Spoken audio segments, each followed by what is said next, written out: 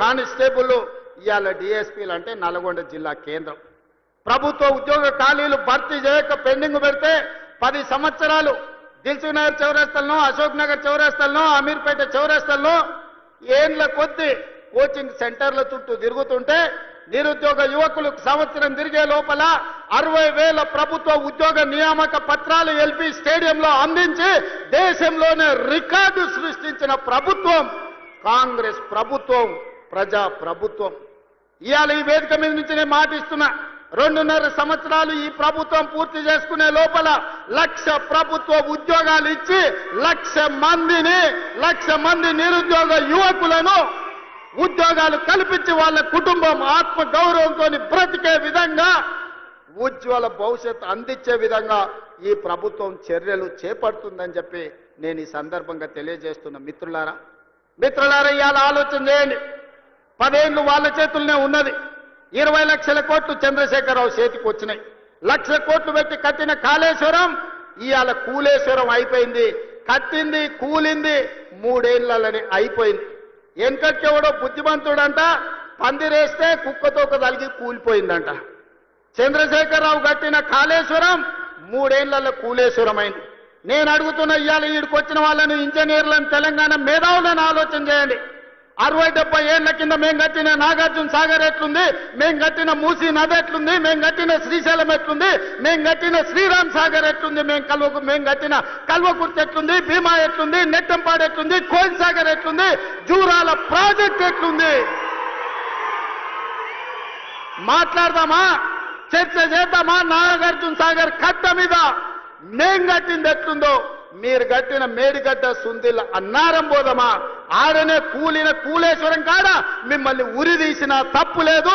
మీరు కట్టుడు 1,00,000 కోట్లు మింగి తెలంగాణ ధనాన్ని దోసుకుని ఇవాళ 3 అడుగులైన ఆనాడు ఎట్లుండే ఈనాడు ఎట్లున్నాడో మీరు ఒక్కసారి ఆలోచన చెయ్యండి. ఆనాడు గంజి కష్టం ఉన్న 3 అడుగులైన ఇవాళ బెంజ్ కార్లలో తిరుగుతుండే ఎక్కడి నుంచి వచ్చినాయో మీరు ఒక్కసారి ఆలోచన చెయ్యండి.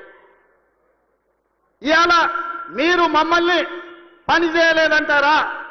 ఇవాళ తుంగతుర్తికి పెద్దలు ఉత్తమ్ కుమార్ రెడ్డి గారు చెప్పిండ్రు, దేవాదుల నుంచి ఇక్కడికి నీళ్లు తేవాలే ప్యాకేజ్ నెంబర్ 6 నుంచి అని ఈ వేదిక మీద నుంచి నేను మాట ఇస్తున్నా.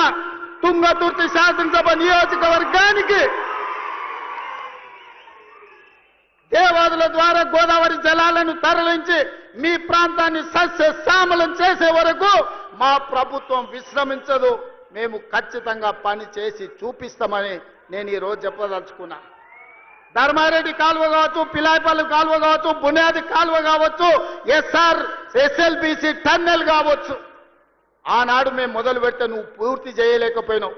ఏట్లో రాయి తీయ కూట్లో రాయి తీయలేనోడంట ఏట్లో మునిగి పెద్ద బండరాయి తీస్తాడంట. ఈ మునగాడంట గోదావరి జలాలు తుంగతుర్తికి తెస్తాడంట. 10 ఏళ్ళు మన గడ్డి వీకినవా? ఫామ్ హౌస్ల దొర దగ్గర గాడిద పనిచేసినావా అని నేను అడుగుతున్నా. 10 ఏళ్ళలో ఒక్కరోజైనా ఆలోచన చేసినవా? తులసి వనంలో గంజాయి మొక్కలాక ఆడొక్కడి గెలిచి ఏకలింగం ఏందేందో మాట్లాడుతున్నాడు. ఆ కాంగ్రెస్ పార్టీ కార్యకర్తలారా మీరే చూసుకోండి. ఆ ఏకలింగంను ఇవాళ ఈ నల్గొండ జిల్లా తులసి వనంలో ఒక గంజాయి మొక్క మొలిసింది. పక్కనే వచ్చేసారి కూకటి వేళ్లతో నా గంజాయి మొక్కను బీకే బాధ్యత మీదే అని చెప్పి నేను ఈ సందర్భంగా తెలియజేస్తున్నా. మిత్రులారా, తుంగతుర్తి కాంగ్రెస్ పార్టీ కార్యకర్తల గురించి ఎంత చెప్పినా తక్కువే. ఆనాడు మందుల శామ్యుల్కు ఢిల్లీ టికెట్ ఇచ్చినప్పుడు, కాంగ్రెస్ పార్టీ ఆశీర్వదించినప్పుడు మందుల శామ్యుల్ నేను అడిగిన పిలిచి ఎంత ఉందని 50 ఉంది సార్ అన్నాడు. మళ్ళీ ఎస్సనగదు ఉంది మందుల శామ్యుల్ దగ్గర బాగానే జమ చేసిండు అనుకున్నా. 50 అంటే అన్నా 50,000 ఉన్నాయి సార్ అన్నాడు. జేబులో 50,000 పెట్టుకొని తుంగతుర్తికి వస్తే 60,000 మెజార్టీతోని గెలిపించిన మీ రక్తాన్ని చెమటగా మార్చి సోనియమ్మ ఆశీర్వదించి పంపించిన మందుల శామ్యుల్ జేబుల్లో సోనియమ్మ పెట్టుకొని ఫోటో పెట్టుకొని వస్తే మీరు గుండెల్లో పెట్టి చూసుకొని భుజాల మీద మోసి ఈరోజు 60,000 పైచిలకు మెజార్టీతోని ఇవాళ ఎమ్మెల్యేని చేసింది.